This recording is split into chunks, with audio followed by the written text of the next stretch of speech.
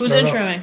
I'm introing, guys. Intro. What's up, everybody? Chica here. Coach Rick here. Coach Rick and Chica in the house. Put my hoodie back here. Yeah, man. Yeah. We're matching like that. Right. Yeah, we're cool. Anyway. Cool.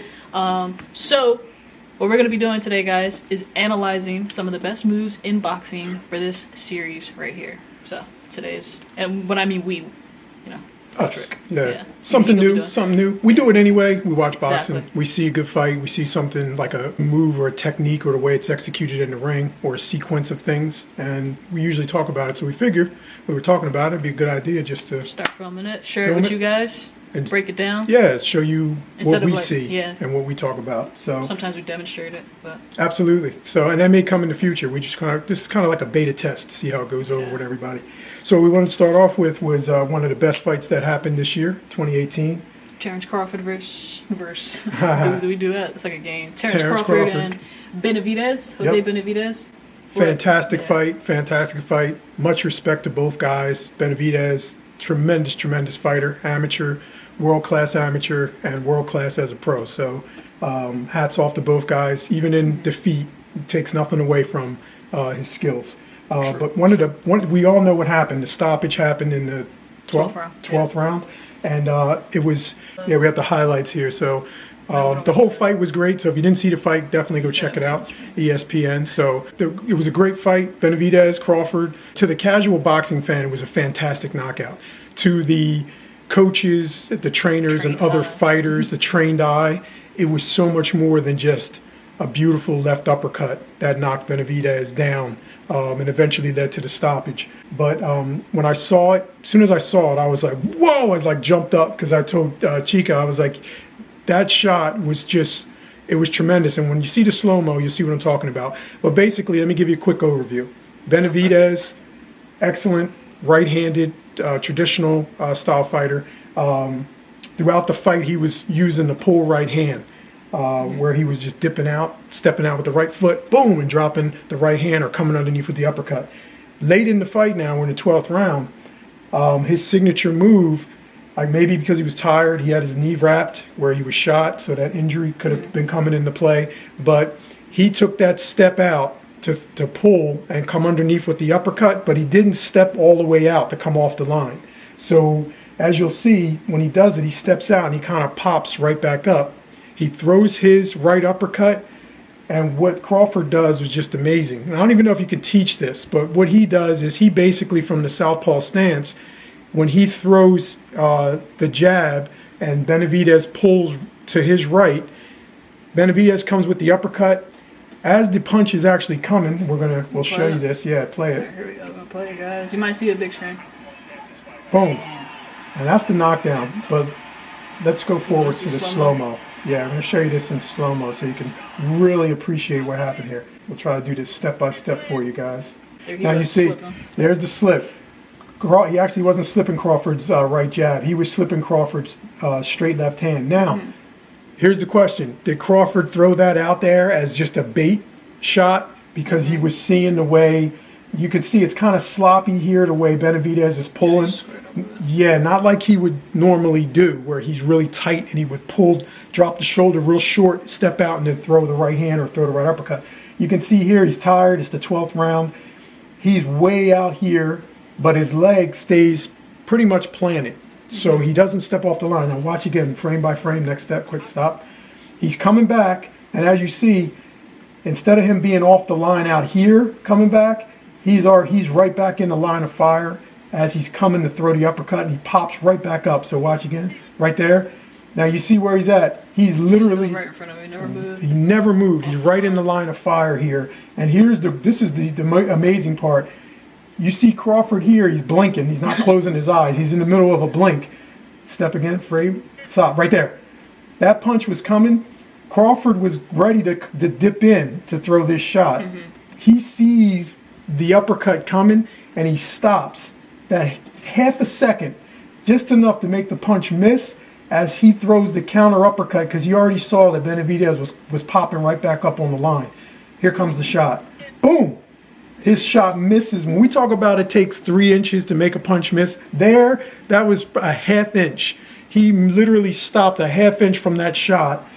It's grazing the side of his face, as his uppercut is landing right on the chin of Benavidez. Go ahead. Boom. And you see the effect. Down he goes. He was following up with the left hand. He didn't even need it. Benavidez was already going down. So let's show it again in slow-mo. I'm just going to screen record this, guys. Definitely forgot we weren't screen recording. So, hold up. Stand by. Timeout. So again, for that shot, for the casual boxing fan, for the untrained eye, it looked like he just basically dipped in and just boom threw the uppercut at the same time that Benavidez was throwing his. But for the trained eye, you see exactly what's happening here, and we're going to play it for you in slow motion. There's So we got the slip. Never came off the line. Never came off the line. Kind of sloppy here, and not taking nothing away from him. This was a 12-round grueling fight between both guys. So he steps out, just doesn't step out actually. He just dips out. The left hand comes, and this could have just been a throwaway left hand. It looked like he really didn't put much on it. He kind of just put it out there to see what he was going to do. Kind of threw it out. He dips. Boom! He comes with the uppercut. Turns his face. He turns his face, he sees the shot coming, and he stops, and that shot literally misses him by a half inch as he's throwing his. Boom! You see the punch is still on the side of his face, and he lands his clean right on Benavidez's chin. All right, now we'll play it back without the play-by-play. Go ahead and play that back again.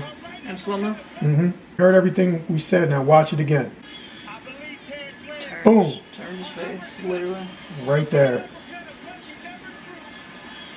Down he goes. Maybe they'll show that a shot again. This is where the fight ends, and the referee stops it because he's taking too many shots. They'll show you the full speed shot. When I saw it, we were watching it live, so we saw it full speed, and I already knew he made an amazing move. And then when Chica saw it again, she was like, "Wow!" Like you can't teach that in the gym. Like when we talk about fighters that are just on a different level, there's good fighters, there's great fighters, then there's elite fighters, guys who are going to be, they're just at the level where they can make adjustments in the ring, and they do things that to the naked eye you wouldn't even really pay attention to it. And it comes down to not just the training and everything, but it's the ability of the fighter. He reminds me like of Marvin Hagler, the way Hagler fought. But yet he has a skill set and he does things like Floyd Mayweather does, even though he's a southpaw. But that move there, you can't teach that in the gym. And again, I'm not sure, like play that full speed again. I'm not sure if he threw that left hand as a throwaway shot. No, that was actually him. His southpaw stands for as a left hand. Yeah, threw. So he really threw. He was trying to land that shot, and which makes it even more vicious. He tried to land it missed, and now he's reacting off of the reaction counter of Benavidez. And like I said, you see where his foot was. Go back again, see if you can stop it right where he steps out. Where Benavidez steps out. So quick going. Yeah. Right there. He just slipped. He didn't step. Right. His foot is planted. Exactly. The whole fight when he was making that move, he would step out and he was throwing the shot. He was landing the right hand on Crawford. He was having success with it in the middle rounds. But as you can see here, he's tired. It's late in the fight. Maybe the knee's bothering him. He just bends at the waist just enough right here. And he pops right back up. He's right. Exactly. He's right on the line instead of being about 3 or 4 inches over to the right where he may have been able to land. In fact, he would have landed the uppercut because Crawford. Go ahead, say what you want to say. No, I'm just saying he's in position. If he's off onto the side diagonal, he is in position to hit him. Exactly, because that punch it's grazing the side of his face.